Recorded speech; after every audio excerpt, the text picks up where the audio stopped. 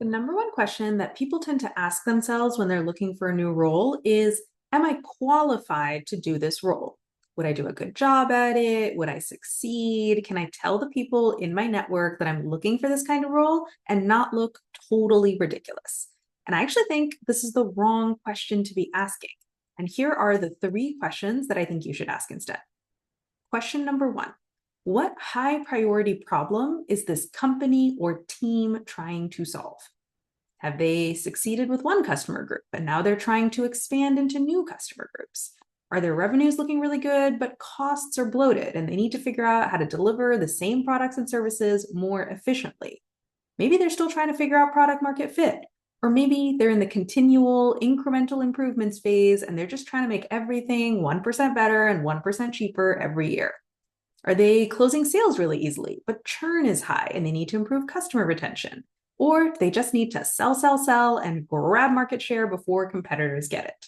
What is the problem that this team is trying to solve by potentially hiring you? That's question number one. Now, question number two, put your advisor hat on. If you were on their board or if you were talking to the lead of this team, what org chart box would you tell them to add to their team in order to solve this problem? I want you to take yourself out of the equation altogether.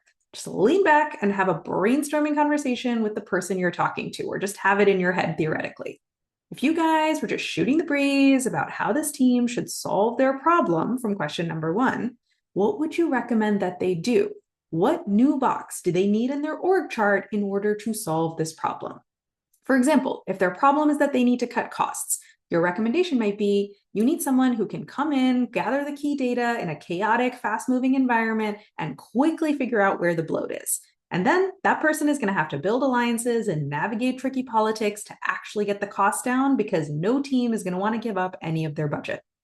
Or if the problem they're facing is that they're still figuring out product market fit, your recommendation might be, well, it sounds like you guys have a lot of great ideas, but you're not testing them in a systematic way. So you don't need another creative future thinker. You need someone who can organize all these ideas and keep the team focused as they prioritize and test them effectively.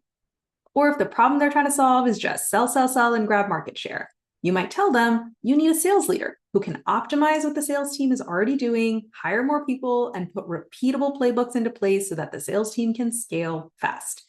Now, the person you're talking to probably also has a perspective on this question, and they'll probably say, with great authority, we're looking to hire a head of partnerships to lead our expansion into the healthcare sector, or whatever it might be.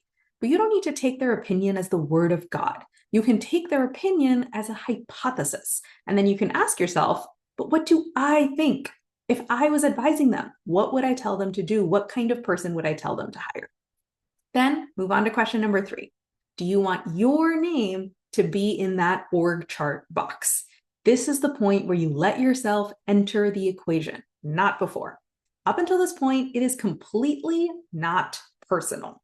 It's just a brainstorming discussion about problems and solutions. And only at this stage, only at question three, do I want you to start thinking about yourself. And don't ask, am I qualified to do this? Ask yourself, would I want to do this? If this is the problem they're trying to solve, and this is the org chart box solution that I would recommend to them, would I want my name to be in that org chart box? Because when you ask yourself, am I qualified to do this role? You're often inadvertently approaching the situation like a student trying to get an A on a test. But you are not a student trying to get an A on the test. You are a motherfucking professional. You are an A player who happens to be a free agent right now or is contemplating becoming a free agent. And you are looking for the next place to land and shine, the next team that you can lead to the championships. And the more that you can see your job search like that, the easier and more fun that it's going to feel, and the more likely you are to land a next role that you love.